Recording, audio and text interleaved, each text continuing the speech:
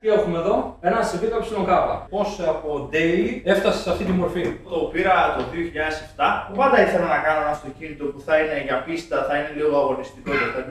Οπότε το 2014 το έφερα εδώ σε εσάς να το κάνουμε μια μετατροπή, να βάλουμε ένα μοτέρ Β18 σε 4 GSR. και κορονοπίνιο κοντό 4-7 για να μαζέψει λίγο το μακρύ το σασμάν. Πρώτο track day πάμε στις Σέρρες όπως ήταν daily. Πολιτικά τα λάστιχα, ανάρτηση πολιτική, κάνουμε ένα 45 έκανα. Κλήσεις πάρα πολλές, τα λάστιχα χειρισμένα από εδώ από εκεί. Εγώ δεν ήξερα να οδηγάω με τίποτα. Άρα ήταν η πρώτη κλασική εξόρμηση που κάνει κάποιο με ένα κοινό θνητό αμάξι. Ναι, αλλά έγινε ζημία και ξεκίνησαν όλα. Οπότε πήρα ένα κάθισμα γιατί οδηγούσα και πήγαινα από εδώ, πήγαινα από εκεί, δεν γινόταν. Άλλαξα το τιμόνι, έβγαλα τους αερόσακους, έβγαλα τα πάντα από πίσω, έμεινε λαμαρίνα. Πήραμε και ψαλίδια ρυθμιζόμενα, αλλάξαμε και την ανάρτηση σε μια coilover. Παίρνω λάστιχα, παίρνω και ζάντες. Οπότε κανονικά πάλι να πάω track day. Πρώτο 20 λεπτό, γκάπ, βλέπω την 5, πάω να κατεβάσω Δευτέρα αντρίκια.